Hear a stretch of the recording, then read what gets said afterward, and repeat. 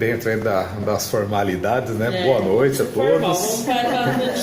Exatamente. Boa noite. E hoje vamos tentar dar sequência aí a respeito da nossa leitura e estudo do livro O Céu e o Inferno. Antes, vamos fazer nossa prece? Vamos. Então, de maneira simples, vamos erguer o nosso pensamento a Deus e agradecer por mais essa oportunidade de estarmos aqui reunidos.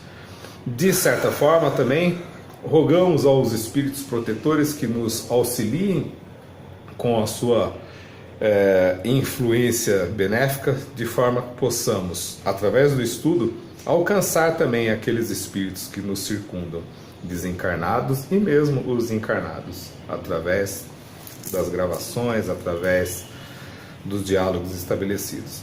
E principalmente os desencarnados, para que possam, de alguma forma, participar conosco e entender, de fato, qual é o nosso objetivo aqui no CEDEM. Envolve-nos, então, com a paz habitual de sempre e que possamos dar sequência em nossos estudos. Que assim seja. Muito bem. Nós começamos o capítulo 1, o futuro e o nada. E no capítulo 1, o futuro e o nada, ele mais ou menos fazia uma pergunta lá no início, né? Que nós espíritas poderíamos ou deveríamos estar mais preparados com relação à morte, à vida futura, né? No capítulo 2, o qual eu pretendo encerrar hoje, né? O capítulo 2 é a preocupação com a morte, né? Ele vai encerrar na questão 10 com a seguinte... o seguinte título: Por que os espíritas não se preocupam com a morte? Eu achei bem interessante isso, porque nós fizemos dentro do capítulo 1, né, do item 1 e do item 2 aqui, o capítulo 1 e o capítulo 2, nós fizemos várias observações com relação às formas que as religiões abordam a morte e a forma como o materialista, o cético, também entende a morte. Então, de um lado nós temos a religião que pinta a morte como uma coisa muito feia, e nós vamos ver isso na leitura, porque quando a gente fala em morte, vamos imaginar um quadro que vocês já viram falando da morte. O que vocês enxergam nos quadros? Geralmente. Ela acabou com assim, colocando assim, com a coisa da morte. A foice da morte, caveiras. Está perguntando? Corpos, mas é isso mesmo, corpos apodrecendo, sofrimento, né? Ou pinturas angelicais, que estão totalmente fora da realidade. Então essa é a principal pintura que se faz religiosa com relação à morte. Não se vê quase pinturas, por exemplo, da alma deixando o corpo feliz, né? E ascendendo para algum lugar. Não se vê. Eles não colocam essa saída, esse meio termo. Ou é o inferno ou é o céu, né? O purgatório, de vez em quando a gente vê alguma coisa também, e é um sofrimento intermediário, né? Não é bem só para ficar ali matutando, não, porque se torna um sofrimento eterno também você ficar revivendo determinadas coisas, esperando não sei o que, né? Mas enfim, a ciência, a parte científica da coisa, eles falam o quê? O que tem depois da morte? Nada, absolutamente nada. Nós vamos virar o quê? Uma célula? Uma mônada? Nós vamos perder toda a inteligência? Nós já tratamos disso. E aí nós vamos dar continuidade também, que eles fazem um exemplo com a teoria das mônadas, né? Que eu acho que foi bem discutida até no início do positivismo. E aí nós vamos falar o que é mônadas mais pra frente. E com isso, com toda essa reviravolta, essa embromação que foi o capítulo 1 e o 2, falando da religião, tentando distinguir a vida futura, e falando da parte científica, nessa distinção da vida futura, ele encerra da mesma forma. O espírita, ele é ou está mais preparado para a morte? Fica um... Eu vejo dessa maneira. Preparado, eu acho que ninguém está. Nós estamos mais aceitação, eu acho. A gente aceita mais. Uma aceitação diferente dos outros. Eu falando, né? Assim, se a gente for ver. Mais preparado, acho que Com aquela morte acidental, assim, entre aspas, inesperada, que pode, ali, dando uma perspectiva de vida, acho que não. Mas a pessoa viveu a vida dela todinha, aí chega uma hora que... pode ser. Né, chega. Quando viveu tudo, tipo, aí chega uns 80 e pouco, tá bom, Já deu, já. Já é aceitável. Mas a gente vai entrar naquelas questões anteriores também, né? Eu já não sirvo para mais nada, né? Não consigo trabalhar, quase não consigo andar, então pode morrer, né? Pode morrer, né? Mas aí tem aquela questão também, que não cortando, que vai ficar para trás, que mesmo na última hora a gente tem a inteligência ainda que a gente pode utilizar para contribuir com alguém, né? Mas pra mim é mais aceitável. Assim, eu não ficaria triste, entre aspas, de morrer já tendo vivido praticamente o que eu queria, né? Assim, ter visto tudo que tinha pra ver. Mesmo não tendo consciência e tal. Agora morrer abruptamente não dá. E principalmente se for para ficar na cama, né? Se sofrer um acidente e ficar na cama, né? Então, eu acho que de forma geral, mesmo o espírita, ele tem um receio da morte, né? Sim. Ele tem um receio. A gente prefere uma morte rápida, digamos assim, né? Se é para ser que seja rápido, né? Ou uma morte natural que você não veja, acho que é o sonho de todo mundo na realidade, não só dormindo. não só do espírita, né? Mas quando o palestrante, quando ele foi assaltado, quando o cara a primeira coisa que ele falou assim, se for pra me morrer, que seja rápido. Foi isso que ele falou. Foi. Se o cara atirar em mim, que ele acerte. Foi bem assim. Ele falou bem, não, é sério mesmo. No dia que ele ficou com o ladrão, ele falou. Falou pro ladrão? O cara entrou pensando armado. aqui comigo. Aí na hora que entrou armado assim, ele falou assim, se for pra ele matar, que seja rápido, mas que não seja De preferência, né? De preferência, não ficar fazendo tortura psicológica. Mas não né? oficina de luz, ainda ficou Bom, com ele, não. mas enfim, então sigamos. Basicamente nós vamos concluir então o capítulo 2 para a gente dar sequência depois, né? No item 5, ele tem a seguinte situação.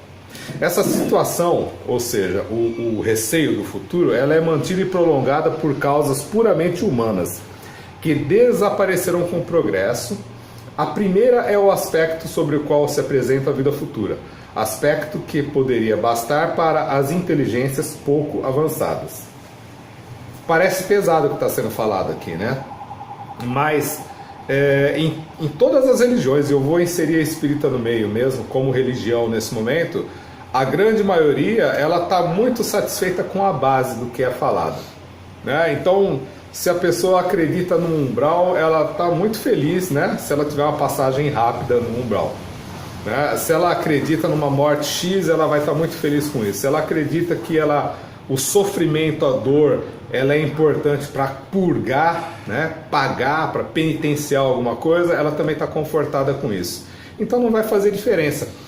Essa base que foi inserida dentro do Espiritismo como religião, ela é uma prorrogação já das culturas religiosas passadas. E hoje ela é muito forte dentro do Espiritismo. Então as pessoas elas se previnem muito. Vamos falar de um ato que aconteceu e foi bastante discutido. Eu não lembro se foi no Rio de Janeiro, onde foi aquele eu não sei se é nigeriano, o que foi, que ele escalou o prédio. Foi na França. Foi na França? Eu nem sei. Pra salvar Foi na França? uma criança, né? Ele escalou o prédio por fora. Ele não pensou um só segundo se ele ia morrer ou não. Ele foi e fez. Ele sabia escalar. A grande maioria ela tem um instinto de preservação muito forte. Mas e se eu for e cair? E se eu morrer? E se eu ficar aleijado? Então essa cultura, muitas vezes, ou quer dizer, essa não cultura de penitência pode muitas vezes ajudar a pessoa a tomar uma atitude, uma ação, né? mas é uma coisa para a gente aprofundar um pouco mais. Então, esse aspecto com o qual é apresentada a vida futura, aspecto que poderia bastar para as inteligências pouco avançadas, ou seja, o sofrimento ou a bem-aventurança de viver tocando harpa o resto da vida. Desde que nos apresentam, dizem estes, como verdades absolutas, princípios contraditados pela lógica e pelos dados positivos da ciência, é o que não são verdadeiras. Daí resulta a incredulidade de alguns para o grande número, a crença duvidosa. A vida futura é para eles uma vaga ideia, antes uma probabilidade do que uma certeza. Eles desejariam crer, quereriam que fosse verdade e, malgrado isso, dizem a si mesmos: mas se não for assim, e se não for assim? Né? O presente, ele é positivo, o presente é o que existe, é o que há de melhor, o presente. Né? Bonito ou feio, magro ou gordo, inteligente ou não, é o que tem de melhor. Então, por que apostar num futuro, se eu posso usufruir o máximo que eu puder agora? E isso é o que pega. Então, o presente é o positivo. Ocupemos-nos primeiro dele. O futuro, ele virá por acréscimo, se existir ou não. Se existir, bom. Se não existir também, vive. Né? E depois dizem ainda que na verdade, dizem ainda o que é na verdade a alma. A grande maioria, dentro de todas as religiões e do materialismo, questionam muito o que é a alma. A ciência vai falar: onde está a alma? Aonde está inserida a alma? Está no coração? Está no cérebro? Que lugar do cérebro está? Não tem como rastrear. Não há como.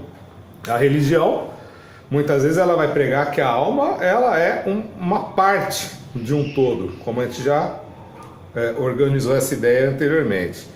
Então ela fica muito abstrata a ideia. A alma não tem como identificar, então para onde nós vamos? O que vai acontecer depois? Né? Então a alma não é para eles uma realidade positiva, ela não existe, ela é uma abstração total. Né? Os seus seres queridos, que nós já conversamos também, reduzido à condição de átomos, dissolveu, apodreceu, virou átomo, né? No seu pensamento, estão, por assim dizer, perdidos para eles, não tendo mais aos seus olhos as qualidades que os faziam amados. Então, o fato de não acreditar que pode haver um reencontro também não é entusiasmante para você apostar em algo que você não vê, que você não consegue palpar. Né?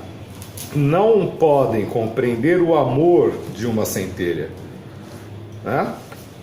Nem o que se pudesse ter por ela.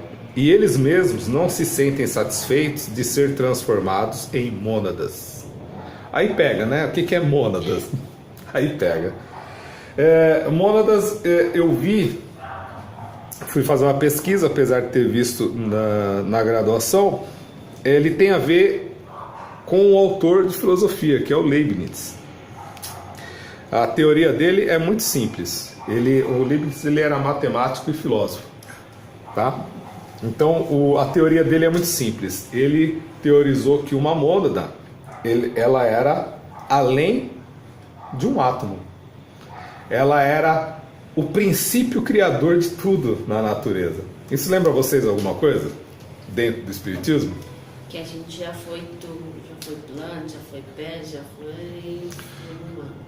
Não. Fala sobre o fluido cósmico universal. A mônada, ela é o princípio criador de tudo, segundo Leibniz. É o que forma todas as matérias.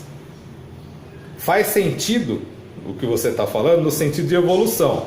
A gente já se organizou biologicamente no vegetal, no animal e tal. Mas em todos esses contextos existe o fluido cósmico para a formação dos seres, né? Que é uma abstração violenta também dentro do espiritismo. Não se vê a pessoa chegar a uma conclusão do que é. Hoje em dia a física quântica, que é tão sinistro quanto essa abstração, tenta explicar uma série de coisas que não vão chegar a lugar nenhum ainda.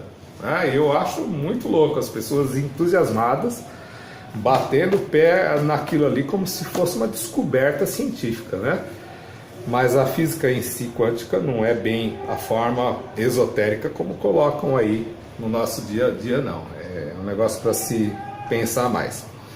Então, se nós não acreditamos que o nosso espírito, ou seja, que nós não acreditamos que aqueles que morrem podem se transformar em algo, dentro da nossa mente, vai se transformar em nada. Ou seja, total abstração. Não tem como a gente canalizar a possibilidade de um parente nosso estaria nos esperando do outro lado, né? Então, daí o retorno ao positivismo da vida terrena. Se eu não creio em nada, se eu acho que isso é impossível, vamos pôr o pezinho no chão e viver a matéria, viver os prazeres. O que é um grande perigo quando a gente fala em viver os prazeres, porque existe uma massa humana muito desequilibrada moralmente e existe uma massa também equilibrada, não vou dizer muito não, equilibrada, que está tentando de todas as formas buscar um equilíbrio maior, né? E quando você se refere à busca dos instintos, viver a materialidade, o dia a dia, o que nós vamos ter? Nós vamos ter pessoas que vão falar, então vamos viver, né? Que se dane o circo que vai pegar fogo depois, né?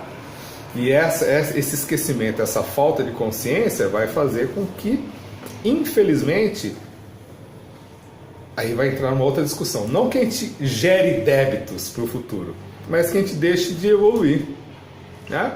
Porque a gente não vai gerar débito para o futuro, a gente só vai ser o que a gente é. E a gente vai encontrar com pessoas que se satisfazem com a maneira que a gente é também. Então a gente não está gerando débito. Não tem como piorar, né? Não tem. Tá tudo ali no mesmo balaio já. Pior não vai ficar.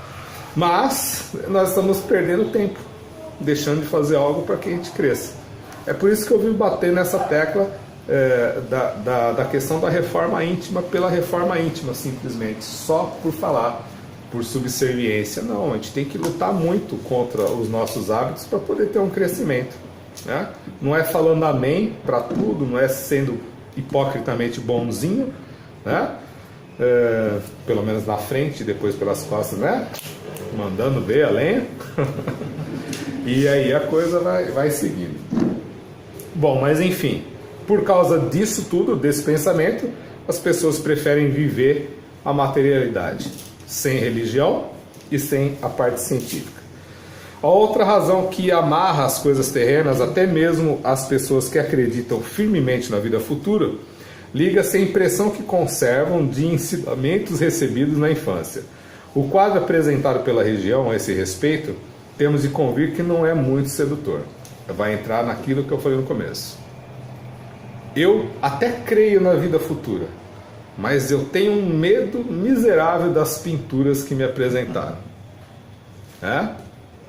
O demônio, o sofrimento.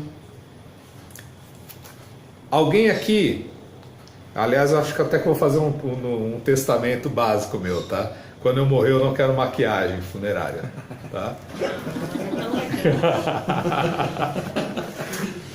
Por quê? Essa foi uma das formas, né, medievais de esconder a morte. Esconder a morte. Olha, né, vou brincar sem conhecimento aprofundado nenhum. Vou brincar, olha como ele está bonito, corado e feliz, né? Ele vai para o céu porque ele pagou aqui, né? Comprou. Nossa, exatamente, né? E é interessante porque a morte ela revela muito do nosso estado de espírito. Na hora de uma dor, como que a gente vai se comportar de verdade? Eu tive uma dor no peito hoje que eu achei que eu ia morrer, né? De novo, né? Toda semana eu acho que eu vou morrer. Tudo bem. Eu tive uma dor que não era um infarto, era mais pro lado direito, e doía assim, eu comecei a respirar. E aí, às vezes, nesse momento, eu fico pensando assim, se eu morresse naquele momento, como seria a minha fisionomia? de tranquilidade, de muito sofrimento por causa daquela Pela dor. Você já ia ser de sofrer.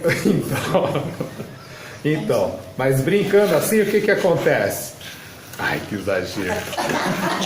Que exagero. É igual essa aqui. Não, mas você não. Ainda bem que a câmera não tá virada para lá. Ainda bem. A gente sabe, Sônia, eles são dramáticos.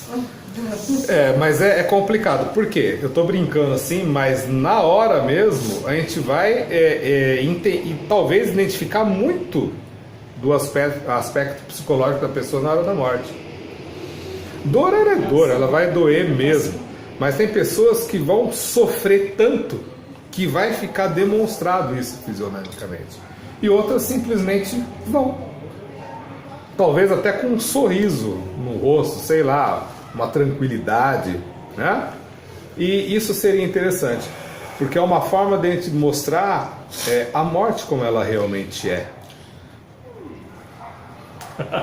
Ela vai fazer maquiagem. Até. Ela, de vez em quando ela me pergunta assim, como você vai querer? Eu falo, eu não quero nada, tu tá morto.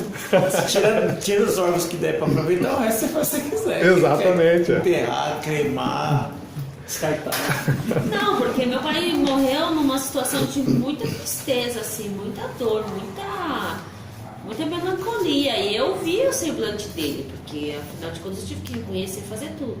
E a parte da maquiagem foi muito reconfortante, assim, porque ele ficou super bonito, super jovial, assim, e a parte de sofrimento que a gente tinha que saber mesmo era eu e meu irmão, né, que a gente viu, a gente sabia, a gente viu o jeito que ele morreu, foi muito triste. Agora pro resto da família, isso aí ia ficar uma imagem, tipo, muito triste, assim, mais triste do que já foi, né. Acho que ficou bonito. Ajudou bem. Não, ajudou. Filosoficamente e tal, é legal que a pessoa fica aquele semblante da dor que realmente existe, não ficar maquiando a dor, né? Isso quer dizer. Mas... A dor ou não, ou a tranquilidade da pessoa. Então, mas não geralmente é a dor. A grande maioria não é desencanada com relação à morte, então em determinados momentos ela vai exteriorizar isso mesmo. Mas esse é o verdadeiro objetivo da parte da venda da morte. É que as pessoas tenham a imagem de que a morte pode ser bonita, pode ser boa, né? Só que nem sempre é. Às vezes a gente teria uma condição maior de avaliação, igual você falou, vai ficar com a imagem, né? Você sabe a condição daquele momento, sua irmã sabe, ótimo, né? Isso é o que é mais importante.